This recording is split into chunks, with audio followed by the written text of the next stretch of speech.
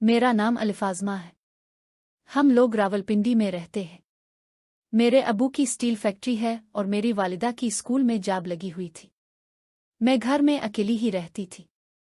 मेरी पढ़ाई मुकम्मल होने को थी। यूनिवर्सिटी में मेरा आखिरी सेमेस्टर चल रहा था।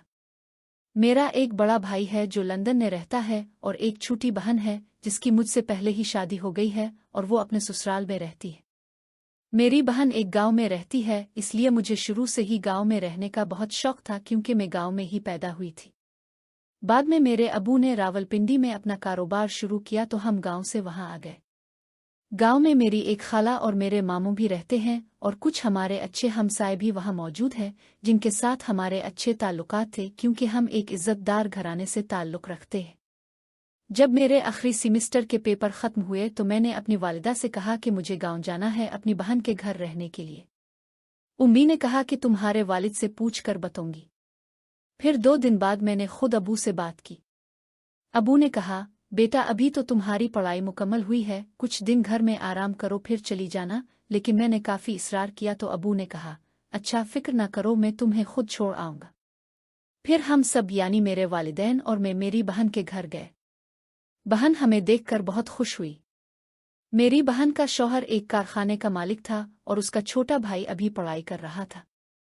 एक रात तो मेरे उम्मी अबू वहीं रुके, फिर सुबह उन्होंने कहा, अगर तुमने कुछ दिन यहाँ रहना है तो रह जाओ, हमें वापस जाना है, घर पर बहुत काम है। इसके बाद वो मुझे गांव में छोड़कर वापस चले गए। इस वक्त मेरी उम्र 21 साल थी और मेरी बहन 20 साल की थी। अल्लाह ने मेरी बहन को एक बेटा और एक बेटी अता की थी। इसका देवर सुबह कॉलेज चला जाता और उसका शौहर अपने कारखाने में। घर में सिर्फ मैं और मेरी बहन ही रह जाते थे। मैंने अपनी बहन से पूछा, तुम यहाँ खुश तो हो ना?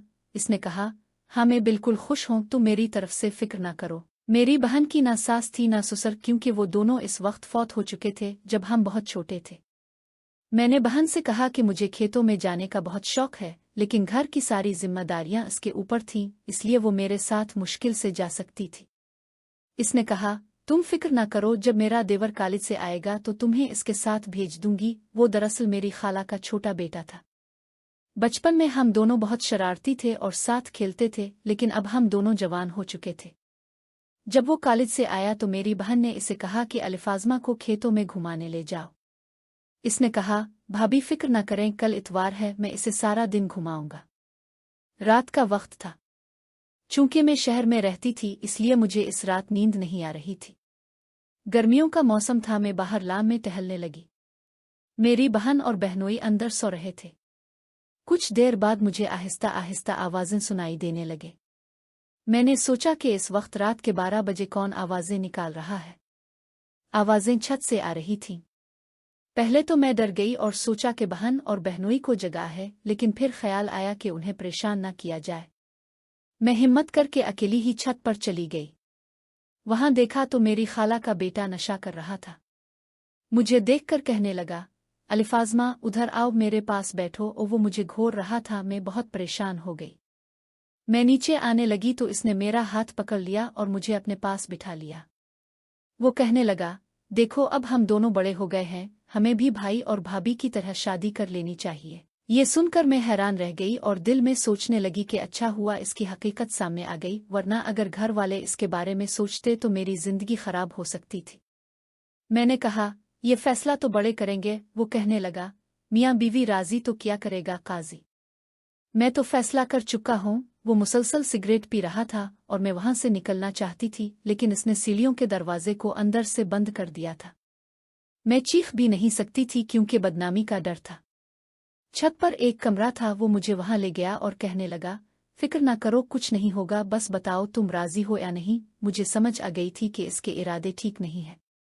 मैंने कहा, ठीक है मैं राजी हूँ, लेकिन पहले तुम थोड़ी और ये बोतल पी लो, कहीं बाद में नशा ना उतर जाए।